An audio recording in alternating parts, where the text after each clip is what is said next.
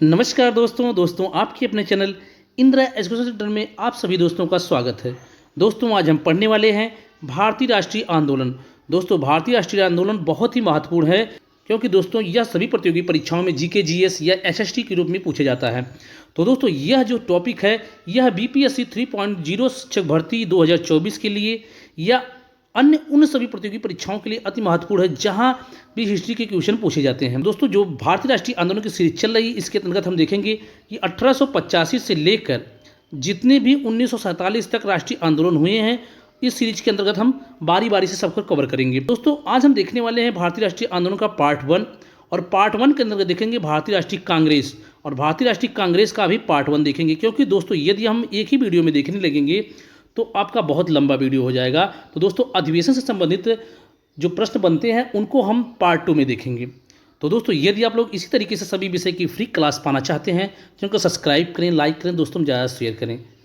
तो दोस्तों भारतीय राष्ट्रीय आंदोलन का जो पार्ट 1 है इसके अंतर्गत हम सबसे पहले देखेंगे कि भारतीय राष्ट्रीय आंदोलन के चरण कितने थे। जो 1885 से लेकर 1947 तक आंदोलन हुए थे इनको कितने चरणों में बांटा गया है।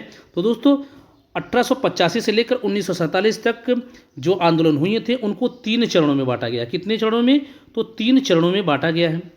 यदि प्रथम चरण की बात की जाए कि कब से कब तक था तो प्रथम चरण 1885 से 1905 तक था। द्वितीय चरण आपका 1905 से 1919 तक था और तृतीय चरण आपका 1919 से 1947 तक था।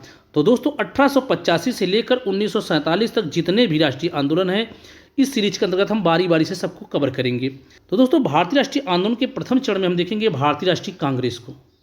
दोस्तों भारतीय राष्ट्रीय कांग्रेस बहुत ही महत्वपूर्ण टॉपिक है क्योंकि इससे संबंधित प्रश्न आपके परीक्षाओं में भर भर के पूछे जाते हैं। तो दोस्तों जितने भी महत्वपूर्ण तथ्य बनते हैं उन सबको हमने थ्योरी के माध्यम से आपको कवर किया है। तो दोस्तों यदि आप लोगों को एमसीक्यू चाहिए तो वो भी करा दिया जाएगा, लेकिन आप कमेंट करके बताइए कि एमसीक्यू चाहिए या आपको फ्री पीडीएफ चाहिए तो वो भी आपको अवेलेबल करा दिया जाएगा। तो दोस्तों यदि बात की जाए कि जो भारतीय राष्ट्रीय कांग्रेस है इसकी स्थापना कब की गई तो सन 1885 में की गई थी। कब? तो सन 1885 में। यदि कहा जाए कि इसकी स्थापना सन 1885 में किसने की तो ए.यू. होम थे, या संस्थापक पूछ ले तो ए.ओ. ह्यूम। इनको एलन एक्टेवियन होम के नाम से भी जानते हैं। यदि कहा जाए कि जो ए.यू. होम है यह कौन थे तो यह अंग्रेज प्रशासनिक अधिकारी थे, एक अंग्रेज प्रशासनिक अधिकारी थे।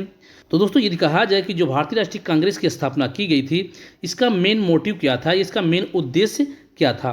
तो दोस्तों एक ऐसी सुरक्षा कपाट की व्यवस्था करना जिसके माध्यम से शिक्षित भारतीयों का बढ़ता हुआ असंतोष बाहर आने लगे।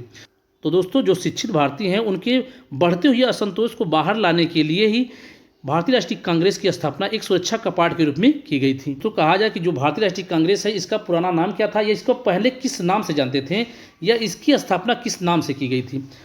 तो ए.यू. होम ने सन 1884 ईस्वी में भारतीय राष्ट्रीय संघ के नाम से या इंडियन नेशनल यूनियन के नाम से भारतीय राष्ट्रीय कांग्रेस की स्थापना की थी। दोस्तों लेकिन आपको भारतीय राष्ट्रीय कांग्रेस की स्थापना पूछे तो सन 1885 ही मारना, क्योंकि भारतीय राष्ट्रीय कांग्रेस की स्थापना पूछता है ना कि भारतीय राष्ट्रीय संघ की स्थापना पूछता है। यदि कहा जाए कि जो भारतीय राष्ट्रीय संघ की स्थापना की गई थी इसका प्रथम अधिवेशन या भारतीय राष्ट्रीय कांग्रेस का प्रथम अधिवेशन कहाँ हुआ था तो 28 दिसंबर सन 1885 में। कहाँ पर? तो मुंबई के गोकुलदास तेजपाल संस्कृत विश्वविद्यालय में। तो मुंबई के गोकुलदास तेजपाल संस्कृत विश्वविद्यालय में प्रथम अधिवेशन का आयोजन किया गया था। सम्मेलन में दादा भाई नौरोजी ने के सुझाव पर भारतीय राष्ट्रीय संघ का नाम बदलकर भारतीय राष्ट्रीय कांग्रेस रखा गया।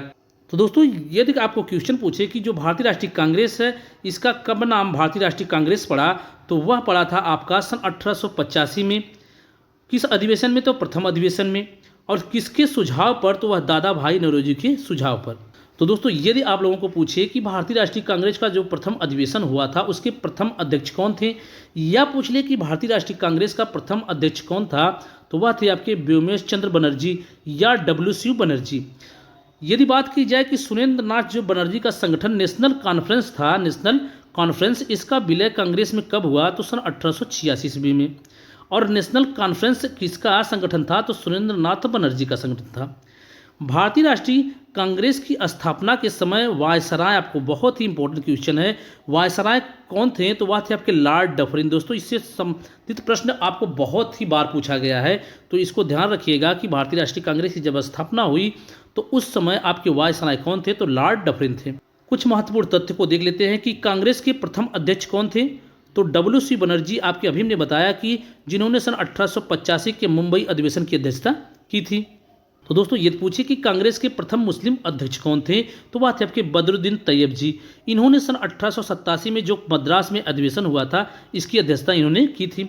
यदि कहे कि कांग्रेस के प्रथम अंग्रेज अध्यक्ष कौन थे? तो वह थे आपके जॉर्ज यूले, और इन्होंने सन 1888 में जो इलाहाबाद में श्वेत अधिवेशन हुआ था, इसकी अध्यक्षता की थी। किसने? तो जॉर्ज यूले ने। प्रथम महिला जिसने कांग्रेस अधिवेशन को संबोधित किया, तो दोस्तों ध्यान रखिएगा कि यहाँ पर अध्यक्ष नहीं कह रहा है, बल्कि कह रहा है कि वह प्रथम महिला कौन है जिन्होंने कांग्रेस के प्रथम अधिवेशन को संबोधित किया। तो वह थी आपके कादम्बिनी गांगुली। कादम्बिनी गांगुली थी, और इन्होंने संबोधित किस अधिवेशन को किया था या किस अधिवेशन में किया था? तो वह था आपका कोलकाता अधिवेशन सन 1890 का। कांग्रेस की प्रथम महिला अध्यक्ष कौन थी? तो कांग्रेस की प्रथम महिला अध्यक्ष आपका एनी बेसेंट थी, और इन्होंने सन 1917 के कोलकाता अधिवेशन की अध्यक्षता की थी। बहुत ही इंपॉर्टेंट तथ्य है दोस्तों, यह कांग्रेस की प्रथम महिला अध्यक्ष पूछ लेता है तो आप लोग कन्फ्यूज हो जाते हैं, लेकिन आप ध्यान रखिएगा कि किसने की थी? तो एनी बेसेंट ने की थी। तो दोस्तों ये कहे कि भारतीय राष्ट्रीय कांग्रेस के सबसे अधिक समय तक अध्यक्ष कौन थे? तो वह थे आपके मौलाना अबुल कलाम आज़ाद। सन 1940 से 1945 तक इन्होंने अध्यक्षता की थी। भारत की स्वतंत्रता के समय भारतीय राष्ट्रीय कांग्रेस के अध्यक्ष कौन थे? तो दोस्तों बहुत ही इंपॉर्टेंट तथ्य है कि भारत की स्वतंत्रता के समय भारतीय राष्ट्रीय कांग्रेस के अध्यक्ष कौन थे? तो वह थे आपके JB कृपलानी। तो दोस्तों यदि कहा जाए कि जो 54वां अधिवेशन 1946 मेरठ में हुआ था, इसके अध्यक्ष कौन थे? तो वह थे आपके आचार्य JB कृपलानी। लेकिन यदि कहा जाए कि भारत कब आज़ाद हुआ, तो सन 1947 में। तो दोस्तों पूछ लेगा कि 1947 में भारतीय राष्ट्रीय कांग्रेस के अध्यक्ष कौन थे? तो वह थे आपके आचार्य JB कृपलानी। क्यों थे दोस्तों? क्योंकि इन्होंने 1946 अधिवेशन की अध्यक्षता की थी, और 1947 में कोई भी अधिवेशन नहीं हुआ। इस तथ्य को ध्यान रखिएगा कि 1947 में कोई भी अधिवेशन नहीं हुआ, इसलिए आपके अध्यक्ष कौन बने रहे? तो वह आपके कृपलानी जी ही बने रहे। इसलिए 1947 के समय ही कृपलानी जी ही आपके अध्यक्ष थे।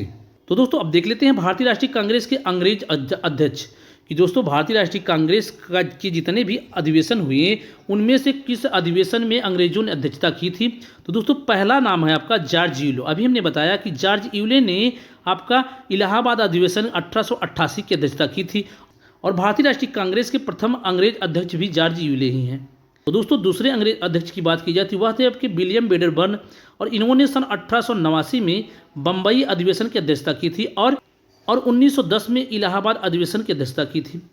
और तीसरे अंग्रेज अध्यक्ष की बात की जाए तो वह थे आपके अल्फ्रेड वेब, और इन्होंने 1894 ईस्वी में मद्रास अधिवेशन की अध्यक्षता की थी। अगले हैं आपके हेनरी कॉटन, और हेनरी कॉटन ने 1904 में जो बम्बई में अधिवेशन हुआ था, इसकी अध्यक्षता की थी। तो हमने देखा कि जो भारतीय राष्ट्रीय कांग्रेस का अधिवेशन हुए हैं, उनमें भारतीय राष्ट्रीय कांग्रेस के कितने अंग्रेज अध्यक्ष हैं? तो आपके 1, 2, 3 और 4 हैं। तो दोस्तों अब हम भारतीय राष्ट्रीय कांग्रेस से कुछ जुड़े विवादित तथ्यों को देख लेते हैं, या जुड़े विवादित वक्तव्यों या कथनों को देख लेते हैं कि किस व्यक्ति ने क्या कहा था कांग्रेस के बारे में। तो दोस्तों सबसे पहले देखेंगे कि लॉर्ड कर्जन ने क्या कहा था कि कांग्रेस लड़खड़ा कर गिर रही है। कांग्रेस लड़खड़ा कर गिर रही है, या किसने कहा था? तो आपके लॉर्ड कर्जन ने कहा था। दोस्तों आपके प्रश्नों में सीधा सीधा आपका कथन दे देगा और पूछ लेगा कि यह किसने कहा था। और दोस्तों ये या इस तरीके से किसी बुक में देता है कि कांग्रेस अपने पतन की ओर लड़खड़ाती हुई जा रही है, यह किसने कहा था? तो यह भी लॉर्ड कर्जन ने ही कहा था। दोस्तों यह कह रहा है कि भारत में रहते हुए मेरी इच्छा है कि मैं उसे शांतिपूर्वक मरने में मदद कर सकूं। किसका कथन है? तो यह भी लॉर्ड कर्जन का ही कथन है। यदि बात की जाए कि बंकिम चंद्र चटर्जी ने क्या कहा था कांग्रेस के बारे में, तो कांग्रेस के लोग पद के भूखे हैं। कांग्रेस के लोग पद के भूखे हैं, किसका वक्तव्य है? तो वह वक्तव्य है आपका बंकिम चंद्र चटर्जी का। बाल गंगाधर तिलक ने कहा था कि यदि वर्ष में एक बार मेढक की तरह टर्राएंगे तो कुछ नहीं मिलेगा। यह किसका कथन है? तो यह कथन है आपके बाल गंगाधर तिलक के। दोस्तों यदि वर्ष में एक बार मेढक की तरह टर्राएंगे तो कुछ नहीं मिलेगा, इसका कथन कहने का निष्कर्ष क्या था? तो कहने का अर्थ था कि सिर्फ एक वर्ष में एक अधिवेशन होता था और अधिवेशन में हम क्या करेंगे, सारी चीज़ को डिस्कस करेंगे। तो एक वर्ष में एक ही अधिवेशन करने से कुछ भी नहीं होगा, यह इनके कथन का निष्कर्ष था। लाला लाजपत राय की बात की जाए तो उन्होंने कहा था कांग्रेस लॉर्ड डफरिन के दिमाग की उपज है। लॉर्ड डफरिन के दिमाग की उपज किसने कहा था? तो लाला लाजपत राय ने कहा था। अश्विनी कुमार दत्त ने कहा था कि कांग्रेस का सम्मेलन 3 दिन का तमाशा है, 3 दिन का तमाशा है। और बिपिन चंद्र पाल ने कहा था कि कांग्रेस याचना करने वाली संस्था है। या किसने कहा था? तो बिपिन चंद्र पाल ने कहा था। महात्मा गांधी ने स्वतंत्रता प्राप्ति के पश्चात भारतीय राष्ट्रीय कांग्रेस को समाप्त करने का सुझाव दिया। दोस्तों यहाँ पर जितने भी महत्वपूर्ण तथ्य या जितने भी महत्वपूर्ण कथन मैंने बताए हैं उनको आप एग्जैक्टली याद कर लेना, क्योंकि इनसे संबंधित क्वेश्चन बार बार पूछे जाते हैं। दोस्तों आज के लिए बस इतना ही। दोस्तों भारतीय राष्ट्रीय कांग्रेस के पार्ट 2 में हम देखेंगे अधिवेशन से संबंधित महत्वपूर्ण तथ्यों को, कि कौन सा अधिवेशन किस सन में हुआ था और कहाँ हुआ था और इसकी अध्यक्षता किसने की थी, या उस अधिवेशन के क्या उद्देश्य थे या क्या निष्कर्ष निकला हुआ था। तो दोस्तों यदि आप लोग इसी तरीके से सभी विषय की फ्री क्लास पाना चाहते हैं तो वीडियो को लाइक करें, शेयर करें, कमेंट करें और चैनल को सब्सक्राइब जरूर करें। तो दोस्तों कल फिर मिलते हैं नेक्स्ट वीडियो के साथ। जय हिंद, वंदे मातरम।